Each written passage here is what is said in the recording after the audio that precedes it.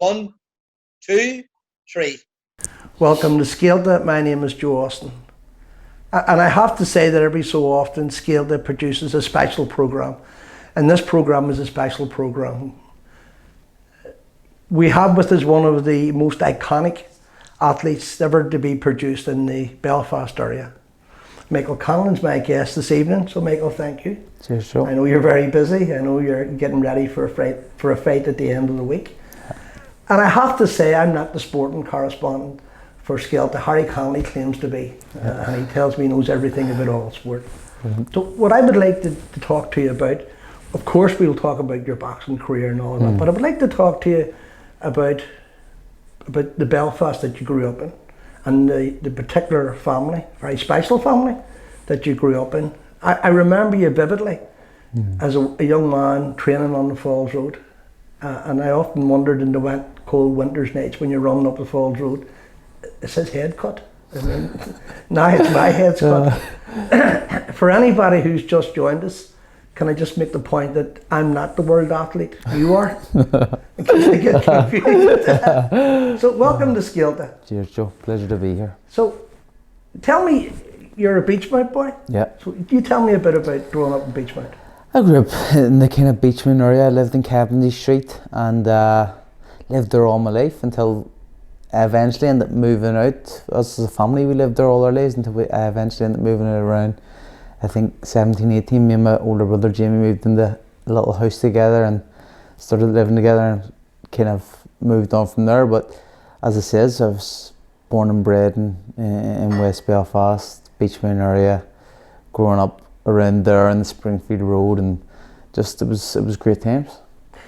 When we were doing the research for this interview, we've discovered a kind of a contradiction with you, and maybe you'll clear it up. So we talked to people who had been to school, Corpus Christi, with you. We talked to people who lived in the street with you.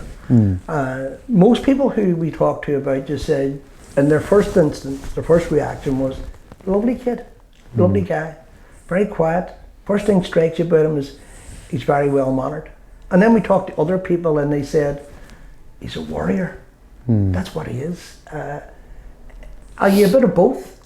I would say so. I would say, you know, me as a person, kind of, I am quiet. I am shy. I might come across very brash and loud at times, but I'd say I'm more of a shy person, and I think for me, boxing was always my outlet, and that's where I could probably be kind of who I wanted to be, or maybe who I really was. I don't know what way I would put it, but there was always that in me where I knew that, you know, growing up with two older brothers and a younger brother, being kind of in the middle, there was always a competitiveness in the house, and when I was doing well or I was competing, I could stand on top of that tree and say, I'm the man here.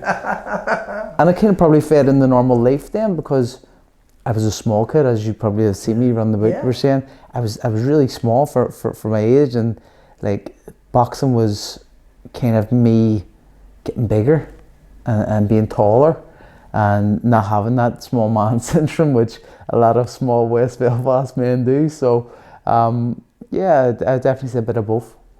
Your father, of course, has a history of boxing. In fact, I think he's at the Olympics as we speak. He's involved in training or coaching the Irish team. And I want to return to that. And you mentioned Jamie, your older brother, who I'm also told is your hero. I don't know whether that's true or not, but that's what I was told to say. No, it's true.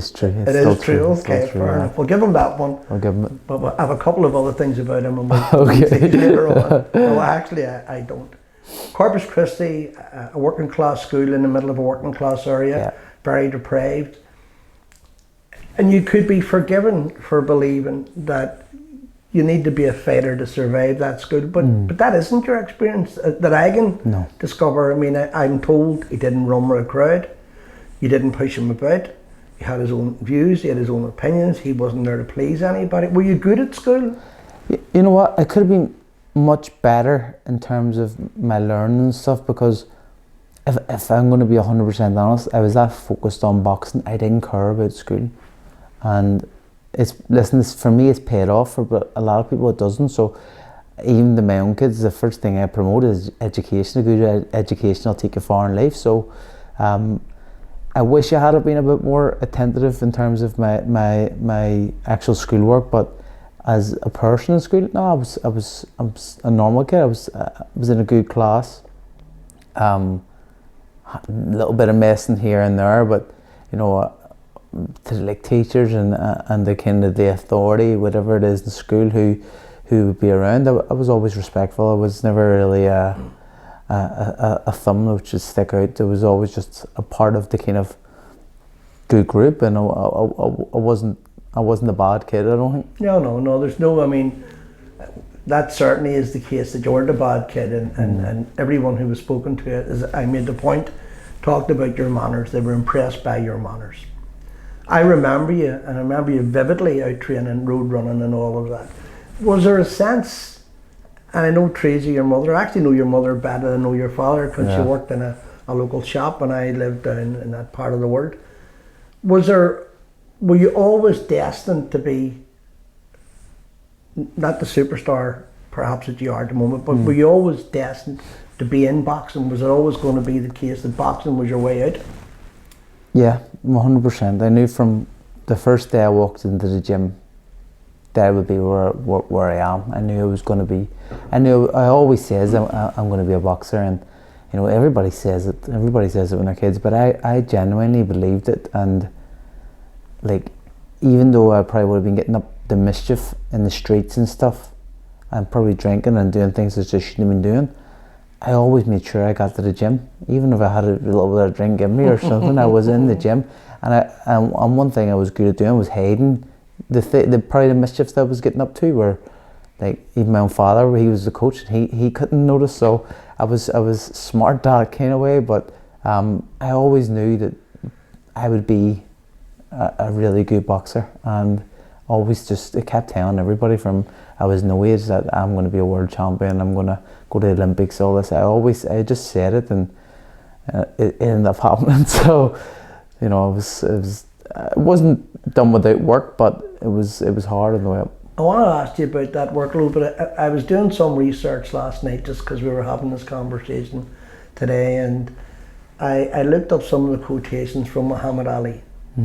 I don't know how accurate this is. I know it's his quotation, but whether or not it's applicable to all boxers or all athletes for that matter. And he talked about preparation and fitness been 70% of what you needed, and the other 30% had to be in your head. Yeah. And that, you just mentioned, that belief that you have to have in yourself. Yeah. Was that always there? Yeah, it was from a young age, and I think that was because, like as it says, Jamie's been my role model since I was a kid. He's the eldest brother, and I always look up. You know, I would always say I want to be like my older brother, and like there's a brother in between us, Brenton, who was also a very good boxer. Yeah, I know Brenton. But he kind of fell away from it. But the reason I didn't was because of Jamie, and it was because anytime he would talk to people, he would tell people, "No, you think I'm good? Watch my younger brother. He's doing things I've never seen people do." And he was just instilling that kind of self-belief in me from a young age. My mother, the same. She's mad into like The Secret and The Power and the Law of Attraction. So she was always just telling me, you know, you're going to be the best this year, and just telling me and putting it in my head, and said it so much that I actually started to believe it myself. And I think that's definitely a part of why I am so into the self-belief and the self-talk, because it's been instilled in me, and I've seen the results come through. And as long as you keep believing, as long as you keep trying, things happen. You're among the most successful amateur Irish boxers of all times. You know, when you say it fast, it doesn't sound. It sounds like kind of easy. Yeah. And I want to ask you about the regime of training. I also want to ask you, and I hope you don't mind, I want to ask you about the Olympic Games when you were robbed. Yeah. And I don't even mean that it was maybe, you were just robbed. Yeah. So tell me, I mean, I would watch your fights, and I see you coming out in a blaze of glory, and I see the smile in your face when you win, and I see the pride that you have. What I don't see is the sweat, the heartache, and all of that in between. So what would a typical, now currently, what would a typical day be for you? How was your regime? I train twice a day, 5 days a week. Monday, Tuesday, Wednesday, rest day on a Thursday, Friday, Saturday, and a rest day on a Sunday. But I think, you know, the type of training and the intensity of training is always really, really high. You know, Monday is either going to be a sparring day or like a really hard pod kind of session in the morning around 11 o'clock. And then in the evening, I'm going to be doing either hill sprints or just flat sprints. And then Tuesday would be a little bit less, but still high, more technical with a long jog in the evening time. Wednesday would be another sprint session at night time, but another either sparring session or pod session, technical, a mixture of everything. You rest on a Thursday.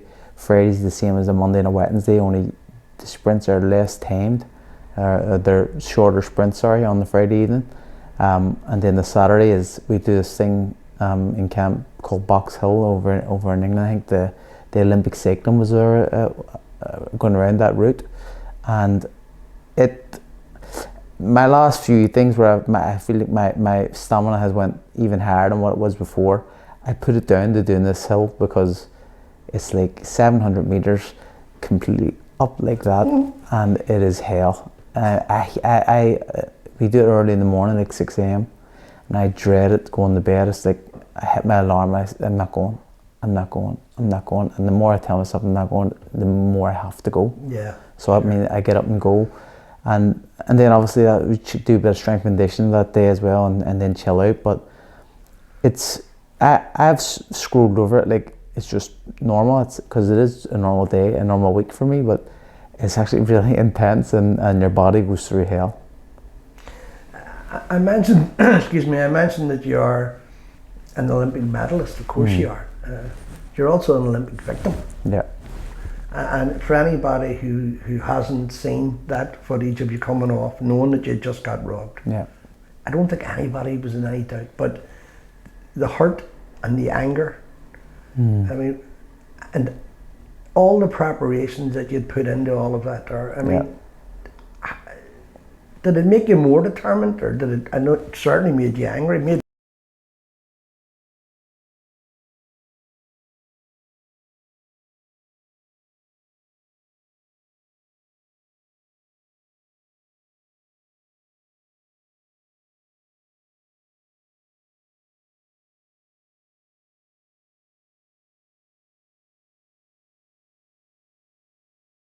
Be angry and watching it on TV, but did it make you more determined? Definitely, it made me want to do even better in the pro game. I was always going to aim to do better in the pro game, but I'll be honest, for me, when I started boxing, see, my father's been in the sport with me my whole life. Since I've started boxing, he's been a part of it, and even before we were boxing, he was having us watch the Olympic boxing always since we were kids. So I always wanted to be Olympic champion, and that was my dream. It wasn't like pro world titles, that's my dream now, yes. Sure. But Olympic champion was my dream, and then when that happened in Rio,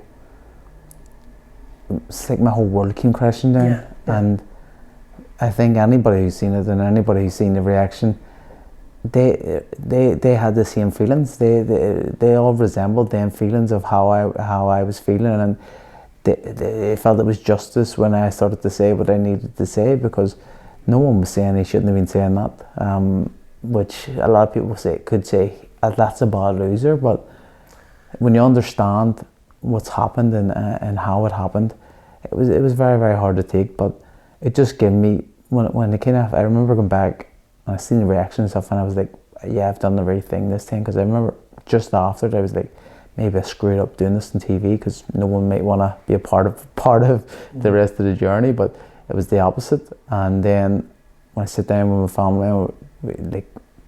I was still gutted for days after, but I knew that there was much more, much bigger things to come. I want to bring you back to something else, but the word you used there is very much a word that keeps coming up when we ask people about you, that this is a journey. This is a journey that Michael's on. And he's very much in control of that journey. Yeah. Which isn't always the case with boxers, unfortunately. But can I just say, or ask you the question, you said about being gutted, and of course you were, and all of that. and your intentions were that you were always going to become a pro. Mm-hmm. If you were hurt by the decision, by the criminality, I don't know how else you would describe it. How did Teresa, your mother, how did the family, I mean, were they hurt for you, hurt for the decision? How did they deal with it? They were devastated for me. Jamie, my brother, he was there. My partner Sean and my daughter Lucia, they were there. My father was in the corner, my mother was there. And so, a funny story, you know, when I won my last 16 bout to get in for the quarterfinal bout, where it all happened, the main coach at the time, Zor, who's Georgian, he's friends with the Russian coach, and the Russian coach said to him, "You need to get help, your boy is not going to win." He's like, "What are you talking about? My boy will destroy your guy." And he's like, "No, get help." So they were kind of told previously in advance. I wasn't told anything. Everybody kept it from me, which was the smart thing to do. Yeah. So my family knew, kind of they were told that this is what we've been told, this might happen. And they, like, when I speak to Jamie, I speak to Sean, it was like going to a funeral that day and just wishing it wasn't true. And after like a great performance in the first round and the scores came back, they seen it, they kind of got the realization this is true. And they were devastated, everybody was devastated, they were all crying, and obviously I didn't cry until I got into the changing room, but when I started to cry it was hard to contain it, like, so it was tough. And who pulled everyone together? Because the family did come together, and I know that the decision to turn pro was not only yours, but you're in control of it, but everybody around thought this is the time. So was it you saying, I'm going to prove them wrong? Was it your father saying, this is corrupt? Was it Jamie saying, listen folks, did someone pull everybody else together? I think it was probably myself, not being as probably downbeat as I could have chosen to be, or being like depressed by it, because my dream, my childhood dream was torn away, and I could have easily got really upset and dwelled on it for a long time, but I decided to turn the negative into the positive and focus on the bigger and better things, which is the future. There's always time for change, there's always times to try to move on and progress, and I knew that was the right time to switch my thinking right away to let's go, what is next? Because even subconsciously in the interview, I say I feel like a loser, but I'm not a loser, I'm a winner, and that was my mindset from that moment. I knew that I was a winner, I knew that I wasn't beaten, and I kept that kind of attitude and positivity, and just switched up my whole kind of train of thinking after a few hours of crying in the apartment. And then, you know, we get on with business. 2017 St. Patrick's Day, you're in New York fighting. I don't want to talk necessarily about the fight, but I want to ask you, is it a whole new ball game? This is like New York, this is different. You know. It is different. More nerves than ever. Thoughts running through your head, no matter who you are, no matter what type of athlete you are and how confident you are, the negative thoughts creep in. It's what you do with those negative thoughts. But like, I remember thinking, like, what happens if I go out? This is a sold out Madison Square Garden. What happens if I go out here and this guy knocks me out? I've never been knocked out in my life, but what if that happens? So like, there's all these fears and emotions running through your mind. And I remember when I got into the ring, I was just like, right, this is unbelievable, but I need to get this finished as quick as possible. And I didn't perform anywhere near my own ability. I just tried to rush it. And if I could rewind time, I would slow myself there and say, take it easy, you're going to get him out of there, don't worry about it. But I just wanted to finish it as soon as I get in there, because that was a lot of pressure. That was tough. Oh, I just imagine. One of the things that struck me, I watched the fight, and I don't know a whole lot about boxing, but I know what's good and I know what I like. Yeah. That noise that emanates from a crowd, can you hear it in the ring? Oh yeah, you feel that, that's energy. That's energy, and like, you have to control that energy. I did not control it, I just let it run through me, then I just went like the madman in the crowd. I went just to try and end the show. But you feel that energy, and it's special, and when you can't control it, then you know what to do with it, which I've learned because I've fought in so much big arenas now and big atmospheres now. That that's like the extra man on your shoulder. That's like the extra arm, whatever you want to say in the boxing terms. It's unbelievable. You lived in America, I think, Yeah. for a period of a year. Yeah. I know that you're a homebird. Yeah. And wherever home may be, you know, obviously you're from the west of the city and all of that. Yeah. Did you like that experience? Were you lonely? So me, my partner Shauna, and my daughter, we moved out, and they loved it. They loved it. It was like they were getting up every day and going to the beach and having a wonderful lifestyle. I felt it very tough and lonely because I was going to the gym by myself every day, and having hard days here, hard days there. But it was just like the whole atmosphere of LA. It didn't do it for me. The people. That's why I'd never leave here now, because it's, for me, it's the safest place in the world, and the people are just different. They're different. I want to ask you about Shauna. I know you're very private, and, Yeah. and when you tell me to stop, I'll stop because I'm Yeah. scared of you, right? But so, leaving that part of it aside, I wanted to ask you, you know, you mentioned Jamie a number of times through the conversation. You mentioned your Yeah. father.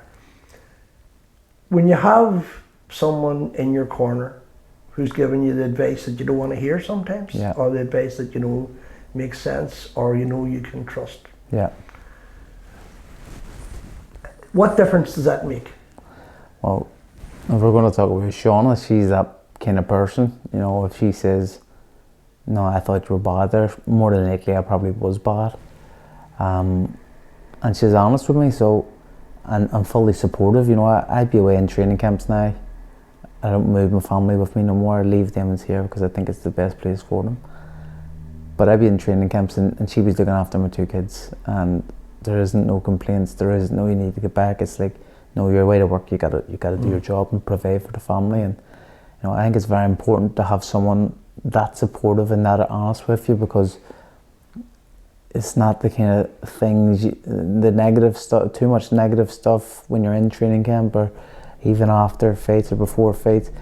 That can change your mindset and change how you perform, and you know, it can have big effects on you. So in negative ways, whatever it is which is going on, if you don't have someone who's fully supportive of you in this job, which it is a job, it's going to be hard to succeed. You know, they need to, if I'm going to be honest, Shauna's put her life and whatever goals she has in life on hold to support me.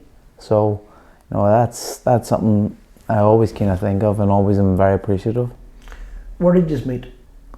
Yeah, we met in the Botanic Inn, but we knew each other for like a long time, like, because she's from, you know, Spring Hill. Yeah, I know. And I'm from Beachmount, so it's like we're right beside each other. But was it, you know, just to have the romantic side of this conversation? Yeah. Was it love at first sight? Was it the kind of she's not bad, yeah, he's okay? I always fancied her. Before I actually knew her as well. So, yeah, it was kind of like that.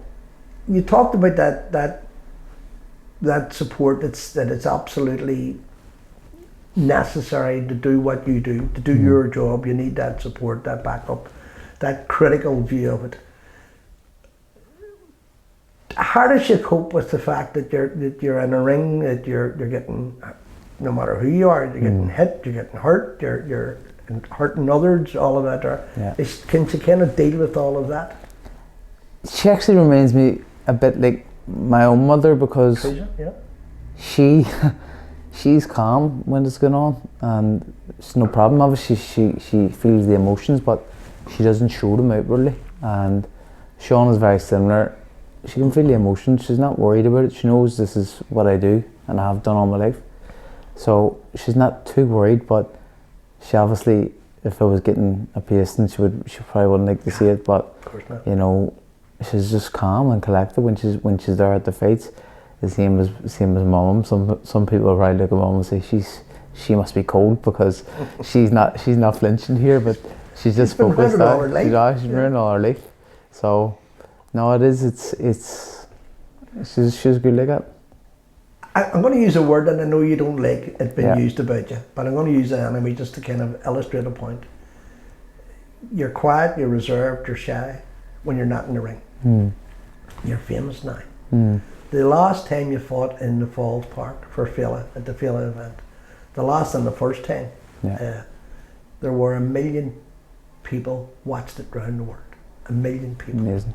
How do you deal with that, or do you just ignore it? I just ignore it because, you know what, I think, you know, when you're in a sport and like even as the amateur stuff, creating history and all this, and you don't think about it or you don't appreciate it until it's done. And maybe I should appreciate it more, maybe I should think about it more, because they do say, you know, it's not the destination, it's the journey. And you know, I am on an amazing journey, and I have experienced some amazing things, and sometimes you get caught up and just think it's too much, like work. But you know, when you think about that, and I watched the videos back of the last Scéalta, every time, It's amazing. every time, even talking about it now, her standing up, it's like, I get to do this again. I get to call this my job. It's a special feeling. Well, can I just say this? Because when this goes out my door, and the doorbell isn't going to stop being rung, there are no tickets. It's sold out. You can't get in. Just wait and watch it. And you should have bought one earlier on. And that's the end of that. That's just for the record. I want to ask you, I want to return to boxing briefly, but I want to ask you a question. You mentioned training camps, and you mentioned that regime, that harsh regime, that kind of always been, you know, either only finish training or only starting training. When you're not doing all of that, you have 2 wee ones. Yeah. How do you relax? You don't. you don't. Not with 2 kids. No, that's it. I'm a family man, and you know, outside of boxing, my life is family, and I dedicate my whole life to my family when I'm not in camp. It's like, I'm not a guy who goes, oh, I'm going to go out for a pint here, I'm going to go to the golf course here, or anything like that. It's like, no, when I'm home, I'll be away for 8 to 12 weeks in training camp. So when I'm home, all I want to do is spend time with my kids. I'm missing so much vital time with them growing up, but I know sport is a short career, so it's not forever. And I know that when I am home, I gotta make the most of these times. And even being home, like they were away there, and then they're back, and I was obviously away in training camp, so I didn't see them. And I remember coming in, and my son Michael, who is 3 now, he just turned 3. I've missed every one of his birthdays from training camps, and from the 6 weeks before, 12 week, whatever it is before I've seen him, his speech and everything has got even better. He's talking more. He's, I love you, Daddy, and all this, and it's like, these are the things you miss. So I'm home. I was at home here for Saturday and Sunday, and then back into the hotel and fight week and stuff, and staying away from them. But you know, being around them just for them 2 days has been amazing. I think those are the aspects of being a professional athlete that people don't see. You know, they don't see the family that you're missing. They don't see the kind of, just a simple example of your wee boy speaking better now than he was the last time. Yeah. Does that play hard on your mind? I mean, do you need to put that somewhere else and go and train, or does it motivate you to train and be better at what you do? I don't think about it. I just put it away, because if you do sit and think about things like that, you could get upset and could get annoyed by it, because at the end of the day, what I'm doing is sport. I might be creating history and I might be doing thing, but it's not forever. What forever is family, and you know, I love my family with all my heart, and you know, when I'm missing all 3 of my son's birthdays for, you know, my job, so to say. I could stop and say, why am I doing this? There's no point in me doing this. I'm missing my son's life. Yeah. And it's much more important. Time is our most valuable asset, and it's one thing we can't buy, we can't get back. Once it's gone forever. So I'm missing these times, which are really, really special. But I know there's a purpose behind it, to make the times in the future even more special, even more worth it. And that's why I do it, and that's why I don't even think about it, because if I was to think about it, you could easily get annoyed, but you have to kind of reset that mindset again and just think about the positives behind it as well. You said something there in response to a question that I asked, and it was about not really wanting to be famous. It's a byproduct of your success. But there are many boxers who haven't achieved what, there are many athletes, many boxers that haven't achieved what you've achieved, and it is the fame that's choking them, or that, you know. And I've often wondered, you know, boxing's a hard game, and you said it's a short game, and you have to pace yourself. Does that ability to pace yourself, is it based on your father's advice? Is it based on just what you see around you? Is it based on just the knowledge that athletes don't go on forever? No, when I think maybe my father, maybe parts of my brother, and just experience of watching other professionals in the game and stuff probably blow their moments and blow their time and blow everything they have, because, you know, they don't think about what's next. You know, I think a lot of fighters, you see an awful lot of fighters actually, you know, go broke or go bankrupt after a finish, and, you know, I think it's because they maybe live a lifestyle they shouldn't be living, and which is unattainable once they stop their sport, or, you know, they just make silly mistakes. And it's something I always thought about, that I don't want to make silly mistakes. I don't want to live silly lifestyles. I just want to live, you know, a happy and healthy life after I'm finished the game. So I need to have, you know, exit plans here, there, and everywhere. So, you know, that was something that from I started with a pro game, because you do see a lot of fighters, unfortunately, you know, go kind of like punch drunk and stuff, and you know, that stuff that scared the life out of me, and I don't even, it still scares the life out of me. So it's why I probably box how I box. I'm a counter puncher. I don't get hit, and, you know, obviously when they're like that, they make even more silly decisions. So I just want to make sure that I don't do that, and try to kind of do it the smart way. Anyone watching this interview, and I hope there will be thousands, and I'm sure there will be struck by how grounded you are. And you used to say it in the olden days, how sensible you are. You're very grounded, and you seem to have kind of a sense of where you're going. And without giving me any family secrets, is there anything that, leaving aside boxing, and you're going to be a world champion, we all know that, and I'm going to say, I told him he's going to be first, but you know it before me. But do you have, when boxing ends for you, would you see yourself going into management or promotion, or would you see yourself going into gyms, or have you even thought of that? There's loads of avenues which I'll explore. Staying in the boxing game is definitely something I'd be interested in doing. You know, me and my brother Jamie and I, we've kind of went out on our own and started up our own kind of management, promotional stuff already while I'm still in the game. Conlan Boxing. So, you know, hopefully we can take the next generation of Belfast fighters, Irish fighters, to the next level, and with the experiences which we have had and the contacts in the sport which we have gained, you know, we can do really well for Belfast boxing, Irish boxing. Michael, you've mentioned there that you have fought all over the world, and there's more to come, of course. Yep. You're fighting this Friday night as part of Scéalta in the Falls Park. A massive audience, a home audience, people who you can look down from the ring and say, I know your dad, I know you, and so on. So does that bring its own pressure, or does it make it easier fighting at home? It's a mixture of both. You know, a lot of fighters pretend they don't get nervous, but you get nervous before every fight, and it's usually around lunchtime on fight day I get nervous, and it'll be the same this time. I'll get nervous as normal, but there's a difference when I walk out in the park like last time than I walked out anywhere else. I stood in that stage last time, and I remember standing in front of all these people, and I could just see loads of people behind me. I was like, all right, we're here, let's go. And I just felt at home. It was like that feeling like I'm home. Usually before you're nervous, before you walk and stuff, you're nervous, but like as soon as I see the crowd, and even like when I fought my debut and stuff, I walked out and there's people who I knew, I grew up with. I was like, I'm home.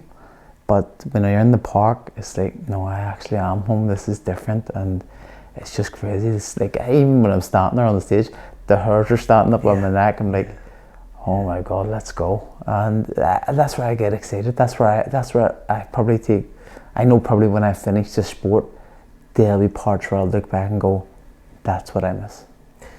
I was in the audience at the last fight in the park, Yeah. and the point that you're making, I mean, it's such a roar, and it would have lifted you nearly off your feet.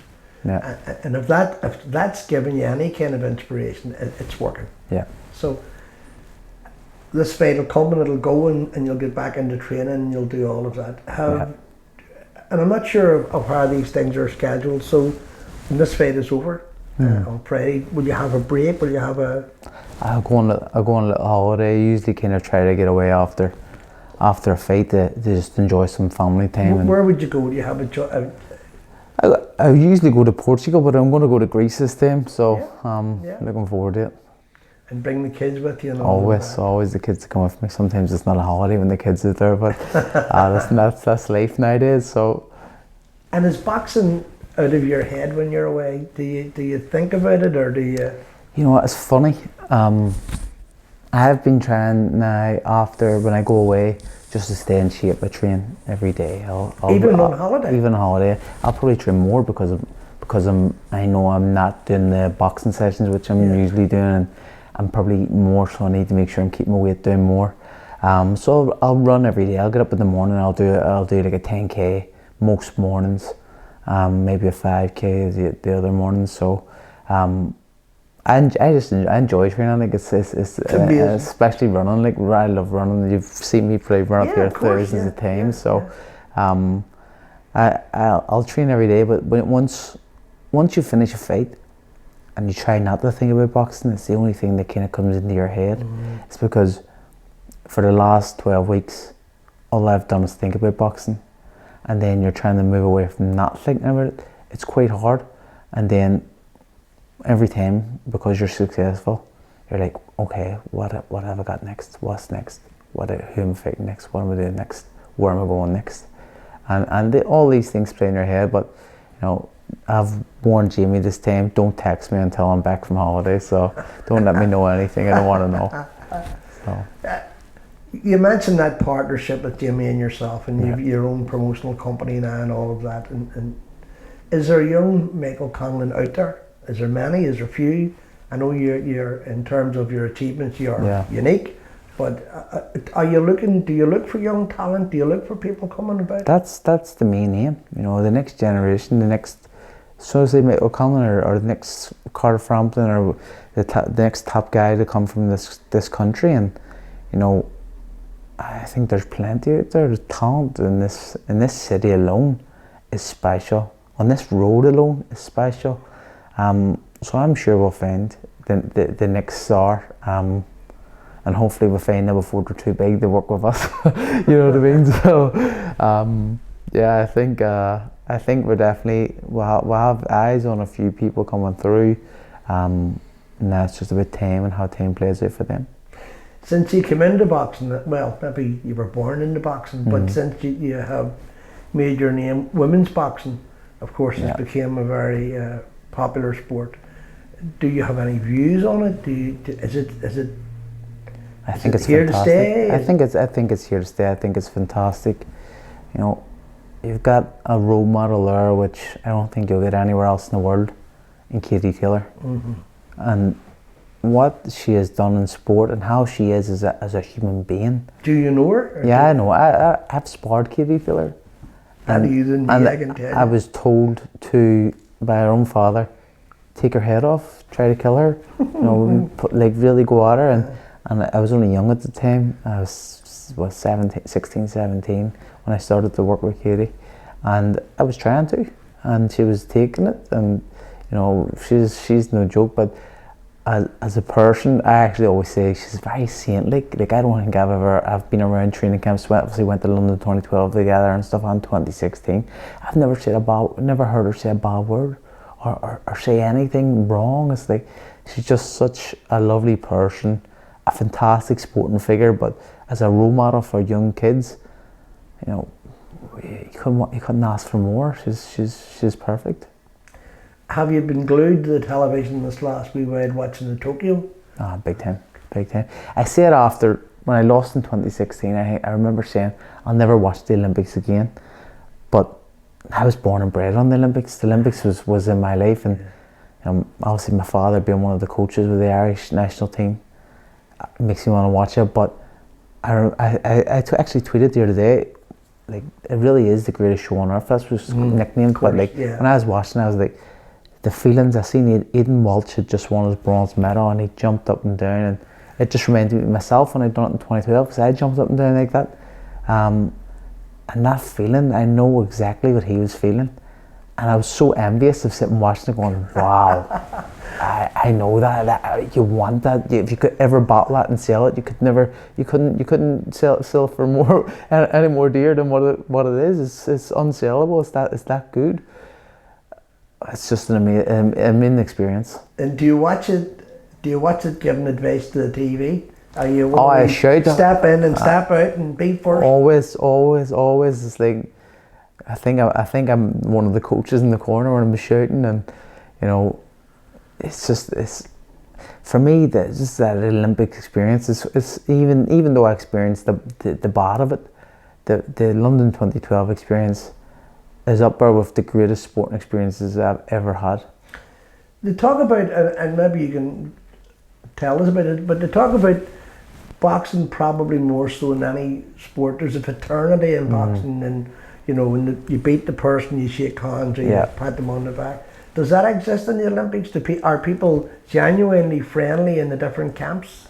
Yeah, well, listen, there's always the bit of rivalry between Ireland and England, and but even at that, even in the boxing, and maybe more in other sports, but in the boxing, we all know each other from the circuit, so it's like everybody is kind of, all right, how's it going, wave.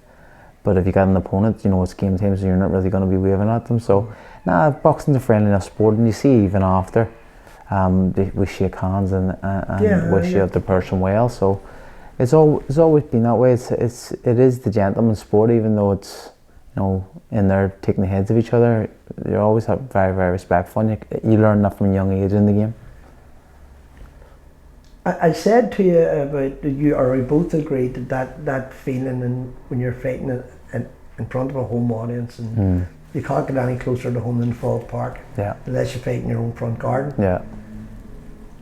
This fight is a few days away, so how will you prepare for it? I know mentally you have it in your head. So will your training regime, without giving me any secrets by the way, will your training regime, will it increase? Will it kind of, would you look at video footage of the person you're fighting? I actually don't. I don't like to. The odd time I will, and I might watch it and go, "Oh Jesus, I'm in for a hard night here."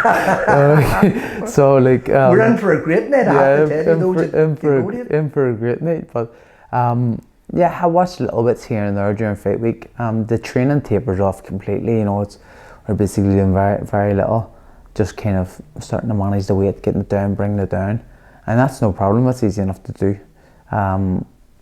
But it's always, fight week it's a weird week because you're preparing to go and fight a man like who wants to take your head off, and you want to take his head off, which for any human being, it's not normal. It's like you're doing something which isn't normal when you're told you're scheduled to fight at this time on this day.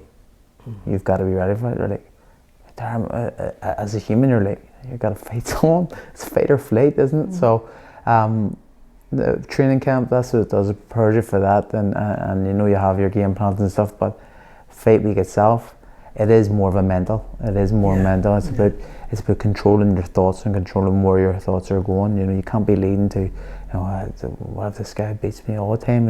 If that doubt creeps in the all the time, you just change it to no, I'm going to knock this guy out, or I'm going to beat this guy easy.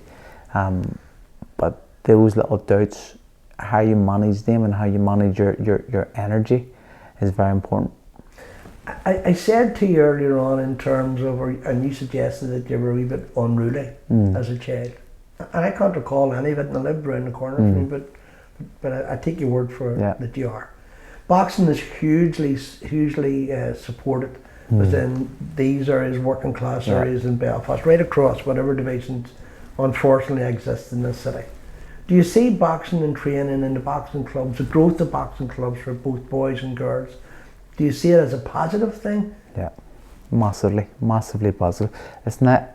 I know I could have went down the wrong route if it wasn't for boxing, and don't get me wrong, if it wasn't for the family support Yes, system of I had course, around me, because the last people I would have wanted to upset would be Jamie and my father. So that's how I was so secretive about anything I was ever doing. And Teresa, the boss. Oh well, these two would have given me a bit probably worse beating. So, yeah. The last question I'm going to ask you. Yeah. There'll be the million again plus watching the fight. There'll be the park, which is already sold out. Nope. Anybody listening believes it's sold out. I haven't got tickets. I can't get tickets. I don't know anybody that has tickets. And you'll have all of those people. You'll have those young people who will look at the fight, look at you, listen to the feel it build up to it and all of that, and go, I want to be like that. I want to be what he is. Yeah. So if you're, and somebody else told me this about you, which I should have said earlier on, you don't give advice. So I'm going to ask you to give advice.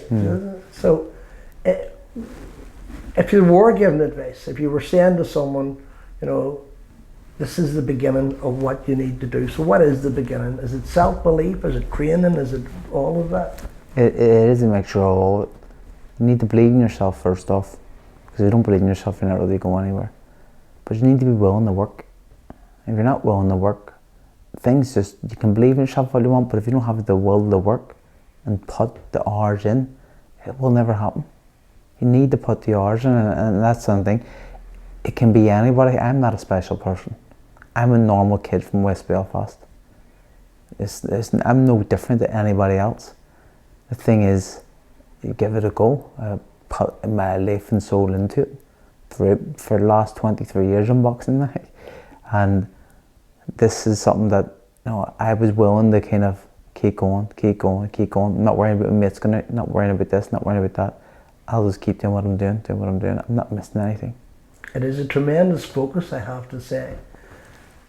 If you were looking back on your illustrious career and leaving aside the birth of your children, the training of your partner, and leaving aside the bad times, and by that I mean times that were outside of your control, when you were cheated, robbed, whatever the expression.